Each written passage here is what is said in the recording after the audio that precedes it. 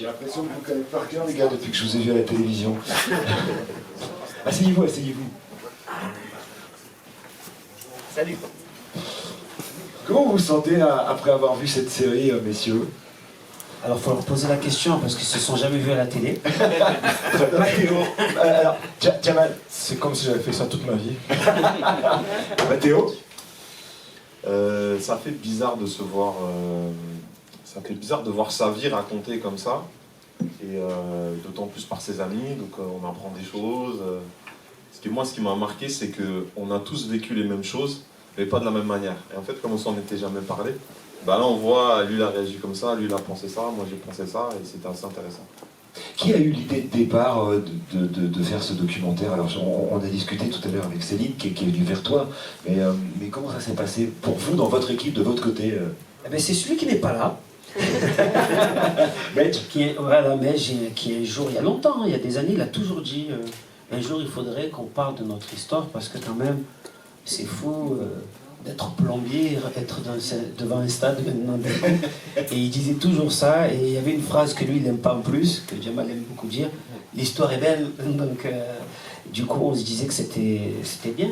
C'était bien, donc quand on en a parlé avec Céline, directement l'angle qui a plu à mes collègues, c'était justement de pouvoir axer sur ça.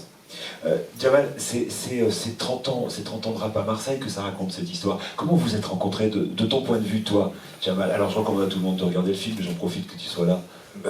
Alors, C'est très rare qu'il parle, il faut profiter. j'étais à l'école avec Saïd et Mathieu, donc on se connaît depuis 1990-91, donc c'est quasi 30 ans. À l'époque, je faisais du rap, j'ai fait ça aussi.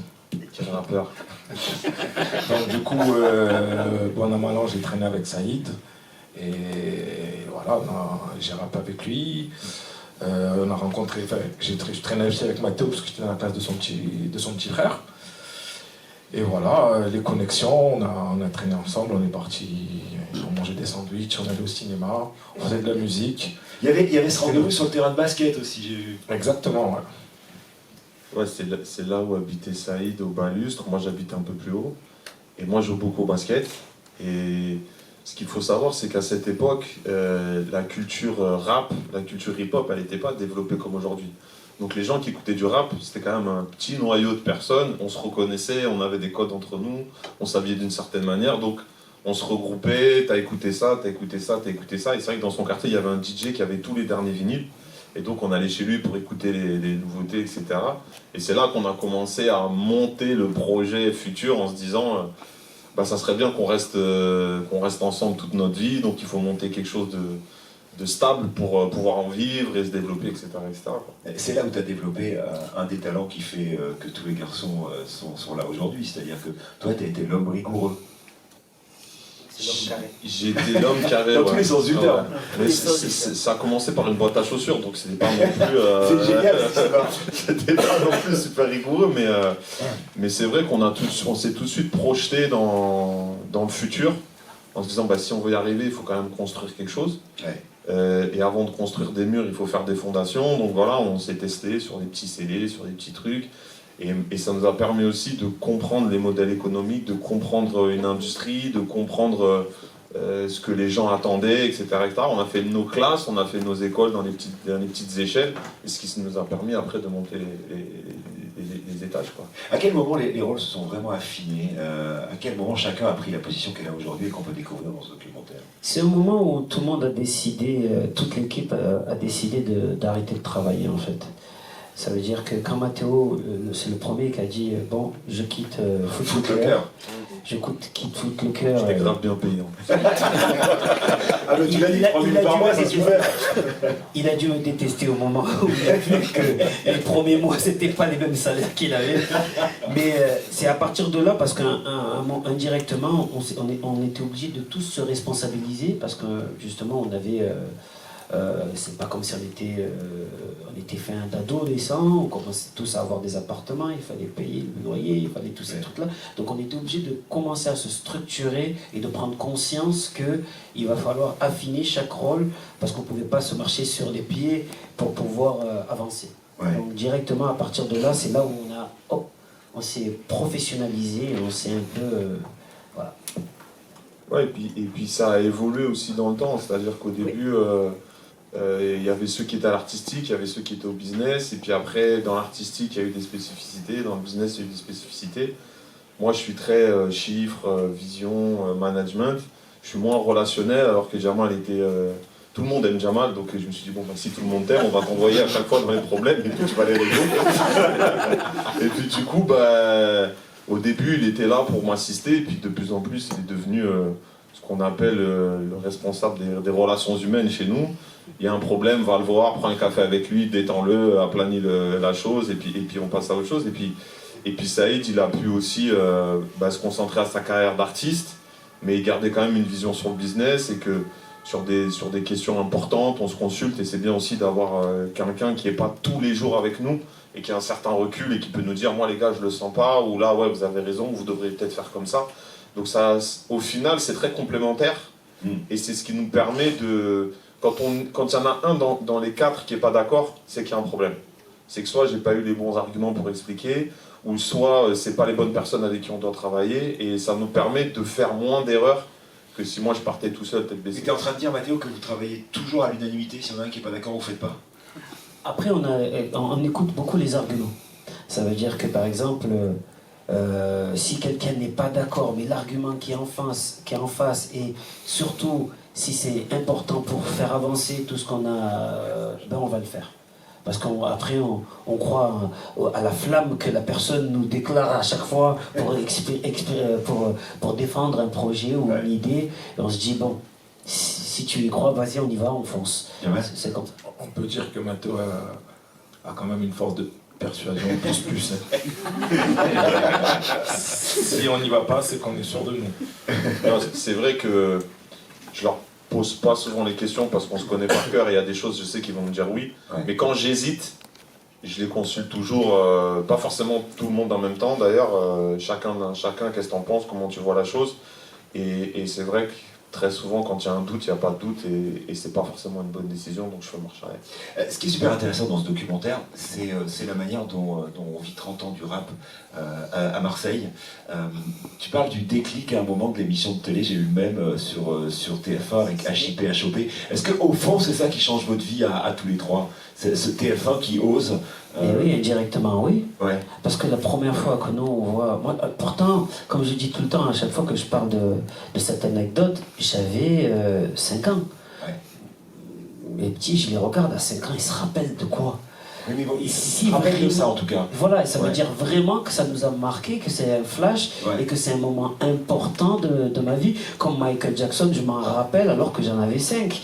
Tu te dis, je me rappelle pas d'autre chose. Je me rappelle de ça. Je pense que c'est un déclic, pas que pour nous, pour beaucoup de cette génération, et encore plus... Et les générations un peu avant vous. Oui, surtout ceux qui étaient avant nous, parce qu'eux, ils comprenaient l'impact d'avoir ça à TF1. Nous, on ne comprenait pas. Moi, je voyais un mec qui était habillé avec plein de couleurs, un noir avec la casquette, qui bougeait et qui faisait le robot. Mais c'est vrai que ceux qui étaient beaucoup plus grands, eux prenaient conscience de l'impact de ce qui se passait avec cette émission. On a discuté avec vos réalisateurs tout à l'heure qui disaient qu'en fait, l'atmosphère du rap, elle était moins clash à Marseille qu'elle ne l'était à Paris. Ça a fait un choc thermique quand vous êtes arrivé à Paris. Ton premier rendez-vous avec Bouno, par exemple, était plutôt sympa, Mathéo. En fait, quand tu dis ça tout à l'heure, c'est comme Marseille, c'est petit. On n'a pas le temps de se clasher de loin, on est tout de suite à côté. Donc ça se règle très très vite d'une autre. On peut pas se cacher à Marseille. Donc c'est vrai que et puis c'est pas notre culture. Et après il y a eu un choc, et on l'a vécu, on l'a vécu même avec Saïd sur une montée à Paris où on connaissait pas l'industrie. Et c'est vrai que les premiers pas dans l'industrie, les premières fois où on essaie de vendre nos CD, nos mixtapes, les premières fois où on essaie de rentrer à la radio, on était des petits Marseillais, pour nous tout était possible.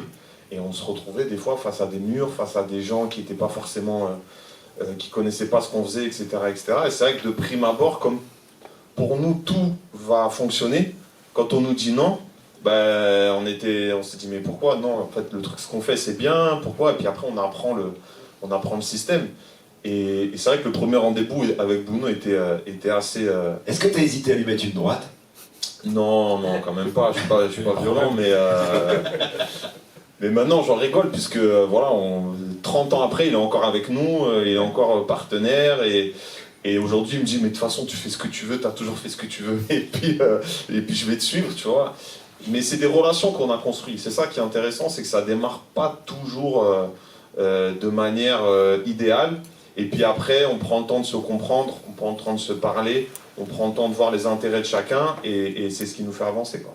Est-ce que vous avez des questions? Si vous voulez poser, faites un petit signe, hein, si vous voulez poser des questions aux garçons. C'est une conversation qu'on essaye de faire. Bonjour, Damien de Damien Cinematic Universe. Ce que j'ai trouvé intéressant dans le documentaire, c'est qu'on part de Saïd pour arriver à Soprano, et on n'a pas sorti la brosse à reluire, quoi. Voilà, c'est pas la gloire d'eux.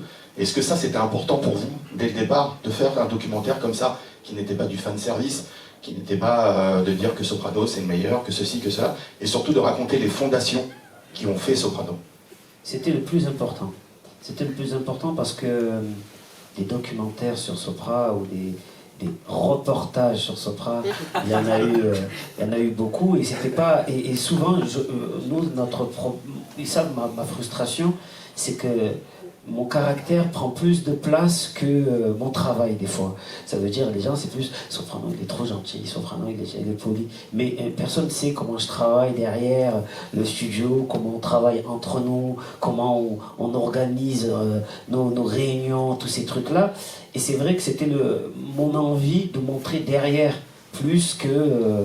ouais, il remplit oui, on sait, on a fait beaucoup d'interviews où on était là en train de parler de comment on remplit des stades, ou même certaines douleurs que j'ai eues, on en a déjà fait, on en a déjà parlé. Je trouvais que c'était plus important de pouvoir expliquer, même socialement, comment 4 jeunes des quartiers nord de Marseille ont réussi à faire tout ça.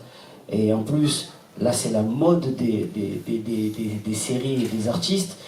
Je suis content qu'on n'ait pas fait justement ça, parce que nous on voulait vraiment parler du fond du sujet, et c'est là où ils ont à peu près bien travaillé toute la réalisation et tout ça, c'était important pour nous. D'autres questions? Je crois que Jamal et Matteo les font peur, ils sont un peu trop costauds. C'est ouais. Voilà. Pas du tout. C'est depuis que je t'ai vu à la boxe, moi je fais super attention, je me suis mis très très loin de... Est-ce qu'il y avait des limites qu'il ne fallait pas dépasser dans ta tête, Sopra, sur ce que tu avais envie de raconter? Alors là, ce que tu viens de dire, il y a une personne qui est dans la salle, là, elle a dû dire. Parce que, comme on dit souvent... C'est Céline. Ouais, direct, parce qu'en fait, moi, il y a des sujets que... je suis très pudique. Je suis très très très pudique. Donc il y a des trucs que je veux garder. Pour moi, c'est important. Je veux pas je suis pas dans le star system de tout montrer, de tout. C'est pourquoi j'aime beaucoup Jean-Jacques Goldman, parce que justement, il a ce truc-là de pouvoir préserver un truc au moins pour lui. Mathéo, toujours, c'est quoi ta phrase quand tu dis il y a des moments, il y a des trucs qu'il faut garder pour nous. Tu as une phrase qui dit ça, c'est que on peut pas tout donner aux gens. Il faut que nous aussi, on puisse avoir notre moment à nous. Et c'était le truc où j'avais mis plein d'avocats autour de moi, psychologiques, pour pouvoir... qui a compliqué beaucoup de choses, mais aujourd'hui, on est content. Ouais, et puis surtout, il faut que ça ait un intérêt pour la série. C'est-à-dire que tout montrer, juste pour le montrer, ça n'a pas de sens. Et c'est vrai que c'est ce qui est intéressant, moi, je trouve, dans la série, c'est que tout ce qu'on dit, tout ce qu'on montre, ça sert le propos, ça construit... un petit peu notre manière de penser, de comment on a grandi, etc., etc. Et ça a été fait de manière plutôt intelligente, au lieu de tout montrer et d'aller un peu dans la surenchère pour appâter les gens, et pour leur dire, regardez, il y a ça dans le documentaire, il y a ça, il a montré pour la première fois. Et c'était pas du tout le but du jeu. Le but du jeu, c'était vraiment de montrer de là d'où on vient, jusque là où on est aujourd'hui, comment on s'est construit, dans le bien, dans le mal, et comment surtout on a fait tout ça en restant soudés, parce que c'est le truc qui est intéressant, c'est la gloire, le succès, tout ça, tout le monde plus ou moins peut l'avoir, mais ce qui fait qu'aujourd'hui on en est fiers, c'est qu'on l'a fait ensemble, quoi. Question. Merci. Bonjour Audrey, je travaille pour le journal L'Actu. Je voulais savoir chacun, quand vous avez vu la série finie, le moment qui vous a le plus touché, ou est-ce qu'il y a un truc... Ah, réfléchissez. Pas de question, ça. Merci. Oui, mais je pense que... Mais on n'en parlera pas. euh, Moi, quand j'ai vu pleurer Zidane, je me suis dit... le moment Zidane nous a un peu marqué. Parce que de un, il faut bien préciser, il ne fait jamais d'interview comme ça. Donc déjà, qu'il ait dit oui, on était surpris. Qu'il ait dit tout ce qu'il ait dit. C'est la première fois qu'on voit Yazid, en fait. Ça veut dire qu'on aurait pu croire que c'est Zidane, le meilleur joueur de tous les temps qui arrive. Mais en fait, on a vu Yazid qui est en train de parler que notre histoire, en fait, il la comprend à 1 milliard de %, parce qu'il vient de là où on a grandi. Nous, on a grandi avec la légende Zidane dans nos quartiers, parce qu'il était du quartier d'à côté. On ne le connaissait pas, mais c'était une légende. Mais pas parce qu'il passait à la télé ou parce qu'il gagnait la Coupe du Monde, parce qu'il mettait des crochets extraordinaires au quartier.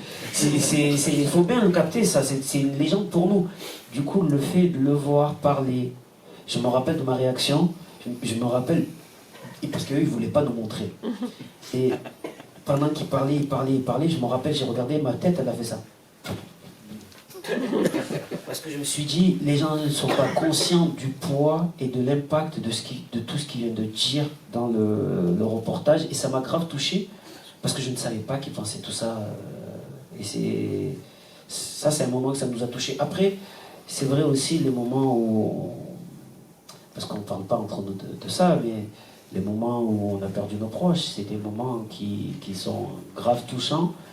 Et les moments de fierté qu'on a vus sur les personnes qui parlent de nous. Ça, c'est... Quand il y a notre prof, il y a un de nos profs qui parle, ou même notre ancien propriétaire de... Monsieur Sarfati. Monsieur Sarfati, quand lui il parle, tu sais, moi dans ma vie, j'ai parlé 3 fois dans ma vie avec lui. Donc le fait de le voir dans le doc et de le voir parler, il nous dit, ah, j'ai vu un mec arriver avec un cruncho, il parle de rap.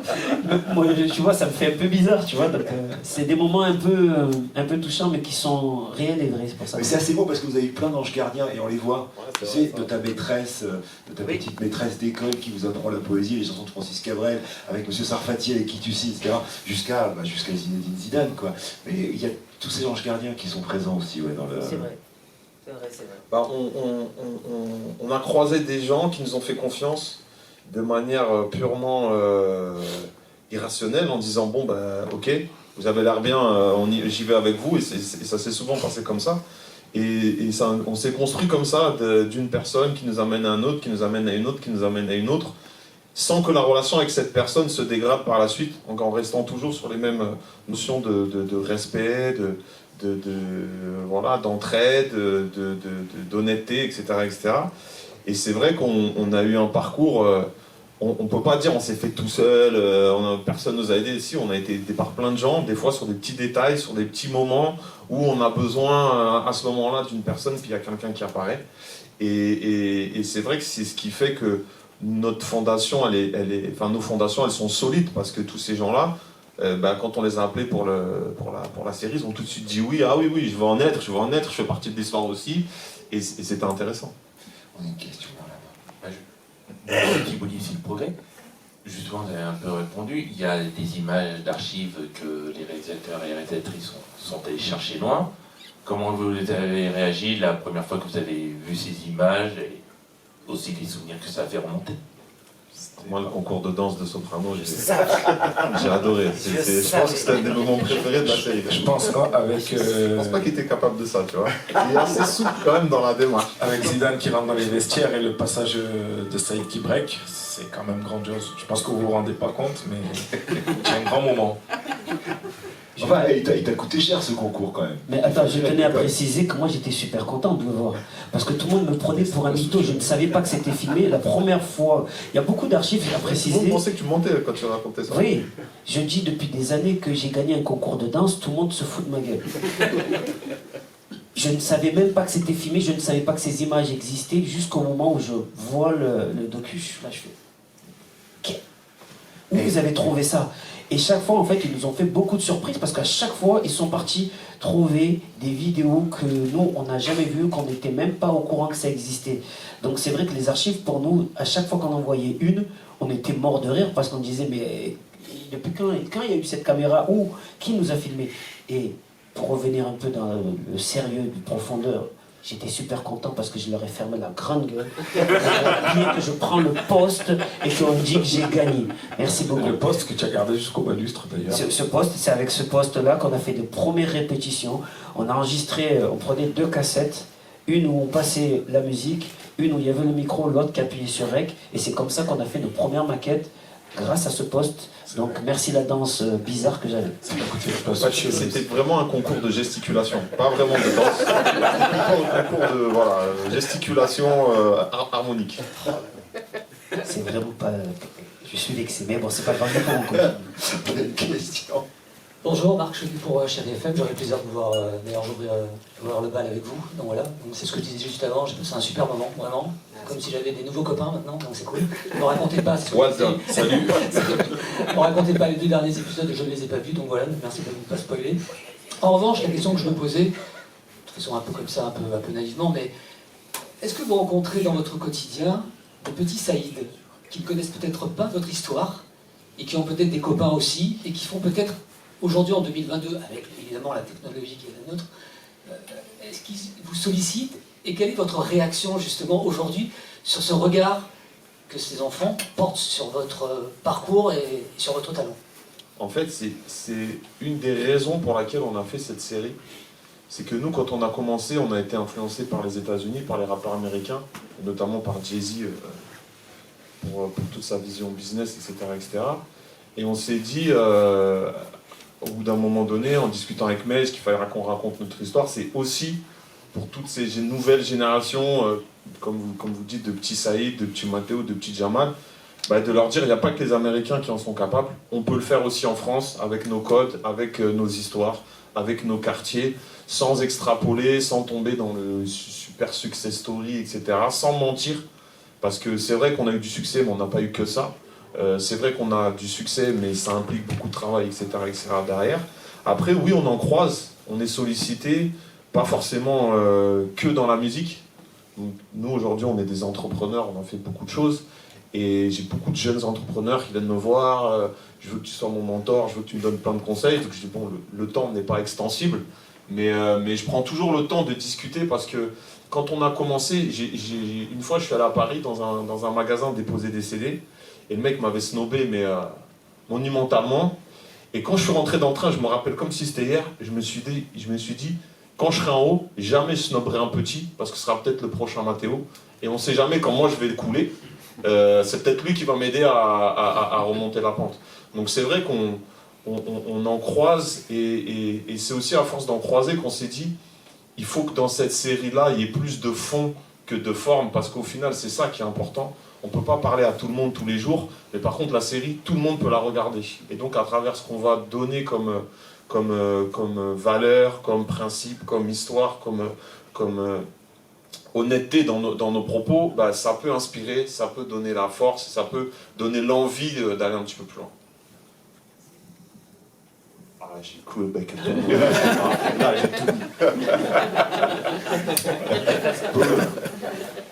dit. Jamal, tu t'es approché le micro, tu voulais rajouter quelque chose? Non, il a tout dit. On t'écoute, Jamal. Que puis-je rajouter après maintenant? Non, il y a cette scène assez marrante, mais il manque Mej, c'est lui qui dit, il y a un type à Paris qui lui dit c'est nul ou je sais pas quoi. C'était lui. Et en fait, il lui a dit le rap marseillais, ça finit dans un quart d'heure, dépêchez-vous. Et donc, c'est marrant. Mais après, je le comprends aujourd'hui, parce qu'après, quand on a du succès, c'est facile de tomber dans l'arrogance. Parce qu'on a l'impression que ça va jamais s'arrêter, on est au carrefour de la réussite. Mais sauf que tout ce qui monte redescend, c'est une loi métaphysique, et qu'il faut garder justement ce recul de se dire ce que j'ai fait, ce que j'ai appris, je peux le transmettre, et c'est ça aussi qui va permettre de perdurer. Il y a un truc qui se passe, c'est quoi, 2021, vous êtes tous fatigués, vous manquez de splitter en fait quasiment, c'est ce qui est... 2019. 19, pardon. Comment vous avez réussi à rattraper le coup, et pourquoi vous avez manqué je sais pas, de vous séparer? Séparer, ça fait pas partie du... Ça nous a jamais traversé l'esprit. C'est surtout qu'on avait presque l'envie d'arrêter. Ça, c'est un problème. Et d'arrêter, toi arrêter ton métier, vous trois arrêter... En fait, moi, mon métier, l'arrêter, je pense que jamais j'arrêterai. C'est pas... Mais on s'est dit, là, on est fatigué. Là, on est fatigué, on va trop loin, on travaille trop. J'ai terminé la tournée 2019 presque avec un burn-out. Mathéo, il a déjà vécu un burn-out ou fatigué, allongé dans la maison, il m'appelle, dos bloqué, c'est mort.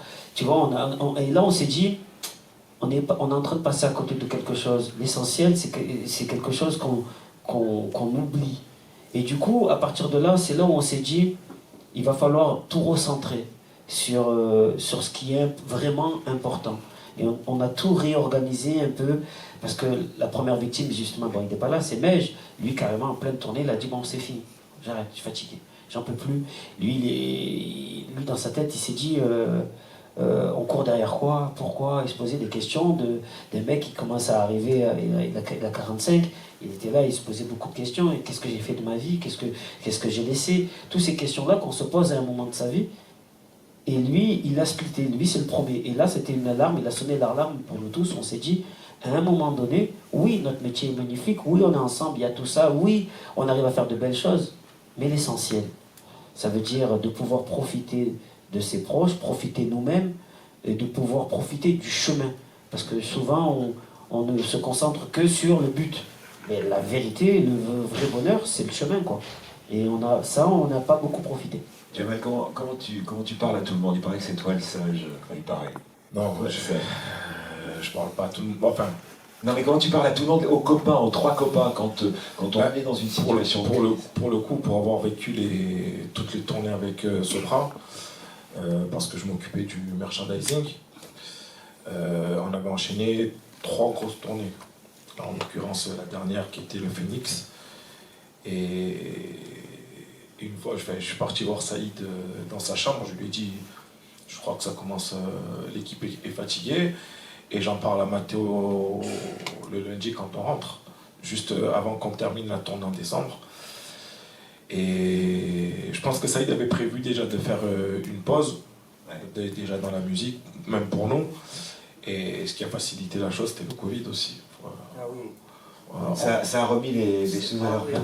Je pense que ça a été la seule chose positive du Covid, parce que bon, après ça a quand même fait de gros dégâts, mais je pense que nous, le Covid, ça nous a permis de nous retrouver entre nous, de nous recentrer sur l'essentiel, et voilà. Mais après, j'ai eu une discussion moi avec Saïd sur la tournée, c'était à Caen exactement, et le lendemain, j'ai eu Mathéo. Donc c'est là qu'on s'est posé, qu'on a réfléchi sur ce qu'on allait faire dans le futur. Parce que bon, on ne pouvait pas continuer sur un rythme effréné. Si c'était pour faire comme d'autres stars américaines ou européennes qui ont craqué, donc c'était pas le but. On n'a pas fait tout ça pour ça. Non, et puis surtout, on est arrivé à un moment où il y avait plus de contraintes que de plaisir. Il n'y avait pratiquement que des contraintes, il faut enchaîner, il faut là. Et après, moi, il y avait du succès. Donc je me dis, on va pas arrêter la machine. J'ai dit, les gars, c'est tellement dur à avoir du succès que... C'était toi le contre-pouvoir dans tout ça? En fait, ce qui s'est passé sur cette tournée-là, c'est que moi, j'étais plus sur les concerts. Donc au quotidien, je ne voyais pas ce qui se tramait. Et comme on a une capacité de résistance très forte, d'encaisser, d'enchaîner, etc., bah pour moi, ça roulait, ça tournait, etc., etc. Et puis, petit à petit, la fatigue, en tournée, on vit dans des tourbus. Tourbus, c'est quand même des cages où on dort dedans, etc. C'est pas très glamour, c'est pas très confortable. Alors c'est sympa 1 mois, 2 mois, 3 mois, mais au bout de 15 mois, plus personne en peut plus. On n'a plus 22 ans, on a 40 ans, on a des enfants, on veut dormir dans des lits, au chaud, boire un café. Et c'est vrai qu'à un moment donné, on s'est retrouvé victime de notre capacité à enchaîner sur le succès et qu'on est arrivé au bord de la rupture et que le Covid est arrivé à un point nommé pour nous parce qu'on était obligé de s'arrêter. Ouais. Parce que c'est vrai que c'est le piège d'être son propre patron, c'est-à-dire que d'un côté, on a la fatigue, de l'autre côté, on a les employés, les sociétés, les traites à faire passer, voilà, on est responsable de beaucoup de choses. Donc le curseur, il est toujours compliqué entre ce dont nous on a besoin et ce dont l'organisation a besoin pour fonctionner. Et quand on a fait 3 fois disque de diamant, quand on a fait tous les Zéniths de France, quand on a fait les stades, Et souvent, on se dit, mais après, on va faire quoi? On peut faire un concert sur la Lune, on va pas faire... voilà, à un moment donné, on arrive au plafond. Est-ce qu'on continue? Est-ce qu'on fait différemment? Qu'est-ce qu'on a envie de faire? Et c'est vrai qu'on arrive à la quarantaine, donc forcément, on commence à réfléchir à qu'est-ce qu'on va faire. On est à la moitié du chemin. Est-ce qu'on continue comme ça? Il y a l'âge qui arrive, il y a les enfants qui grandissent. Et du coup, on n'est plus dans la même position que quand on était des adolescents. Viens, on y va, ouais, Tour de France, ouais, let's go, bah. Non, à un moment donné, les choses évoluent et on ne s'en rend pas tout de suite compte. C'est ça la bonne question. Comment on a retrouvé la petite flamme? La petite flamme, c'est le fait qu'ils soient toujours là, justement, tous, et qu'on puisse justement avoir ces conversations-là qu'on a eues, justement. C'est vachement beau le recul que vous avez sur vous, je trouve. Mais en la fait, lucidité, voilà le mot que je cherchais. Heureusement, en fait, tu sais, la puissance, justement, c'est que quand il y en a un qui est un baisse de régime, il y en a toujours au moins 1 sur 4 qui a quand même un peu plus de jus. Donc du coup, on s'appuie sur celui qui a un peu plus de jus. Et ça nous permet justement d'entretenir et de garder cette flamme. Parce que des fois, cette flamme, on l'éparpillait un peu partout. Et du coup, elle éclairait rien du tout, parce qu'en fait, on prenait un bout là-bas, un bout là-bas, un bout là-bas, un bout là-bas, et du coup, on n'éclairait rien du tout, parce que la flamme, elle était plus petite à chaque fois.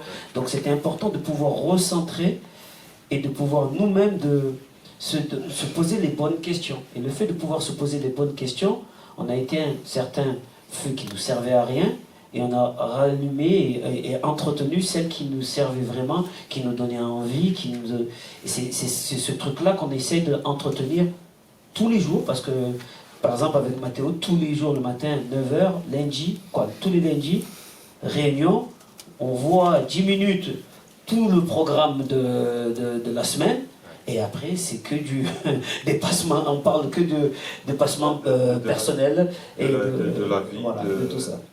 Mais c'est vrai que c'est aussi ce qui est compliqué dans le succès, c'est qu'on est sursollicité par beaucoup plus de gens que quand on essaye d'être connu. Une fois qu'on est arrivé, est-ce que vous pouvez faire ça? Est-ce que vous pouvez faire ça? Il y a les interviews, il y a les concerts, il y a les gens, il y a les associations, etc. Et on essaie de faire un maximum, mais d'un autre côté, on est arrivé à un niveau où on s'oubliait nous. Sauf que si nous, on n'a pas de jus, derrière, on peut pas en donner aux gens. Et qu'à un moment donné, on s'est dit, on se recentre sur nous, parce que sinon, on n'est pas en forme, on ne pourra pas donner d'énergie aux gens. Donc on a pris plus de temps, d'aller chez Jamal, voilà, le soir je vais manger, prends les enfants, on va voir un match de foot. Ça faisait 3 ans qu'on l'avait plus fait. On a revoyagé ensemble, tous les 4, allez, venez, on va à Milan, venez, on va à Genève. Est-ce que vous êtes reparti à New York, comme quand vous étiez petit? On doit le faire cet été, là, en mois de juillet. Justement, on s'est dit, vas-y, on retourne à New York, c'est revenir aux sources. Parce que c'est vrai que quand on réussit, qu'on part, qu'on va très haut, on perd un peu ce contact avec les basiques. Et en fait, c'est ces basiques-là qui nous permettent de durer sur la longueur. Et c'est vrai que ça nous a permis de revenir un peu, voilà, à discuter avec Saïd. Alors, tu vois quoi? T'as un truc? Tu sens comment? Moi, je vois ça, moi, je ressens ça. Et ce qui est bien, c'est qu'on est ensemble depuis tellement longtemps qu'il ne peut plus y avoir de rupture. Tu vois, moi, je me suis pris la tête avec Mèche plein de fois. Je dis, mais tu vas faire quoi? Je dis, c'est moi qui vais t'enterrer ou c'est toi qui vas m'enterrer? Donc, on peut se disputer pendant 107 ans, mais viens, on trouve une solution. Et c'est vrai qu'à un moment donné, ça fait tout redescendre. Et ça nous permet d'avancer, ça nous permet de mieux nous comprendre. Des frères, là. Oui, c'est ça. Mais moi, j'ai un petit frère, mais voilà, mes 3 frères de cœur, c'est Jamal, Mej et Saïd. Et qu'à un moment donné, l'histoire est allée trop loin pour qu'elle s'arrête. C'est-à-dire que c'est jusqu'au bout. Et c'est pour ça que ça s'appelle à la vie à la mort, d'ailleurs. Mais l'histoire, elle est jusqu'au bout et on doit faire avec. C'est-à-dire que demain, Saïd... il va avoir sa vision des choses, Jamal il va avoir sa vision des choses, moi j'ai la mienne, mais j'ai la sienne. On doit se comprendre et on doit faire avec. Et on sait très bien que quand tous les 4 on est d'accord, ça fonctionne. Ça c'est le 15 juin sur Disney+. Une dernière question avant qu'on les laisse un peu tranquilles les garçons. J'ai peut-être juste une question sur le côté entreprise dont vous parliez là. Omnipro aujourd'hui c'est quoi en fait? C'est vous gérez des artistes, etc. Alors Omnipro aujourd'hui c'est une société de management, d'artistes, de sportifs aussi. Et après on a développé des activités que mon ami Soprano m'a laissé développer pour que je puisse m'amuser, parce que la musique me fatiguait un peu. Et on a développé des activités mobilières. Là, je suis en train de lancer une marque d'hôtellerie, par exemple, des choses qui n'ont rien à voir, mais qu'on fait avec les valeurs qu'on a eues dans la musique. Et toujours pareil pour faire travailler des gens, des petits frères, des petites sœurs qui poussent derrière, qui ont besoin de travailler, qui ont du talent, qui ont des compétences. Et voilà, on a plein de projets dans les tuyaux et on essaie de développer ça, de faire ça. Aujourd'hui, c'est une structure de 25 personnes. Voilà, mon ami Jamal. Chez Monsieur Sarfati, en revanche. Non, mais il nous a bien appris à gérer des SCI. Lui, il était très calé en gestion immobilière. Il m'a donné 2-3 bons tuyaux. Et puis, comme avec Jamal, on aime bien le design, aujourd'hui, on achète des immeubles, on crée des lieux à la manière dont les affinités qu'on a. Et là, Saïd avait envie de faire du cinéma, donc on développe des projets dans le cinéma aussi. Voilà, c'est vraiment OnlyPro tel qu'on l'a créé à la base, c'est un outil d'épanouissement. Voilà, on a créé ça pour pouvoir s'épanouir, pour que tous les gens qui rentrent puissent s'épanouir aussi. Et c'est pas facile tous les jours, ça, je vais pas mentir. Des fois, ça ressemble à un asile de fous, mais en tout cas, c'est intéressant et ça nous permet de ne pas tourner en rond et de ne pas s'ennuyer à faire tout le temps la même chose. Je peux poser une dernière question? Merci. Ouais. Je voulais savoir, comme il y avait beaucoup de com de pudeur dans cette histoire, est-ce qu'en regardant la série, vous avez quand même appris chacun des choses les uns sur les autres? Oui, c'est la première chose que je disais tout à l'heure, c'est que il y a des sujets où par pudeur justement on n'en parle pas. Par exemple le décès de certains de nos proches. Et c'est vrai que quand c'est en regardant le documentaire que j'étais là, je fais ah ouais, lui il le voyait de cette manière, il l'a vécu de telle ou telle manière. Et ça c'était intéressant, même si au fond de nous on savait un peu que tout le monde le vivait de telle ou telle manière, mais on ne se l'était jamais dit.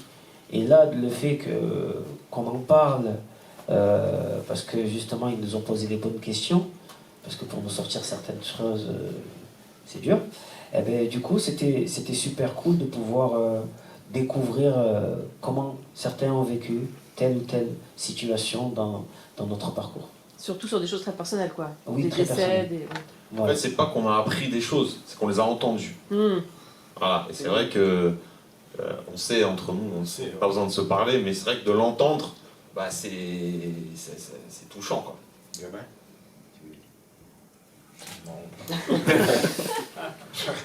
à rajouter. En fait, c'est plus facile de parler à un intermédiaire que parfois. Pourtant, on parle beaucoup. C'est la psychanalyse, c'est plus facile parce que voilà. quelqu'un qu'on connaît pas, on Exactement. peut tout dire et il n'y a pas d'enjeu relationnel en fait. Ouais, mais en sachant que les autres vont voir, quoi. Du coup, il y a... Oui, mais t'inquiète pas, et ça, il y en a certaines de l'équipe qui m'ont... Il y a beaucoup de sujets qu'on a, qu'on a mis des cadenas. Ouais. C'est parce que justement, peut-être parce qu'on est moins prêt ou parce que peut-être tout simplement on veut le garder pour nous. Pas tant que ça. Ouais. Non, pas beaucoup. On les a amenés d'une autre manière. Voilà, c'est ça. On va dire ça. C'est le fait que ça soit raconté par d'autres personnes, bah, du coup, on garde une pudeur, mais les choses sont quand même exposées. Ils ont été bienveillants. Une question là-bas. Je profite, ils sont partis. Oui, bonjour à tous, j'arrive à Lucas.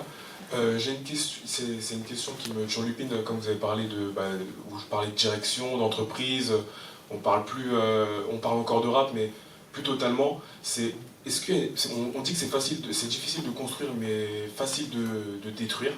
Mais est-ce que vous avez peur de perdre, par exemple, aussi tout ce que vous avez eu, avec tout ce que vous avez gagné avec le rap, comment ça grandit et tout? Il n'y a pas une petite peur de perdre un peu tout ce que vous avez construit finalement? Non, parce que justement, c'est le rap qui nous a appris ça.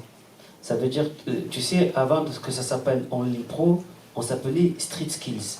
Street Skills, ça veut dire technique de rue. Tout ce qu'on a monté, ça vient des bases que le hip-hop nous a inculqué. Ça veut dire, on a vu Jay-Z faire ça, on a vu Akhenaton faire ça.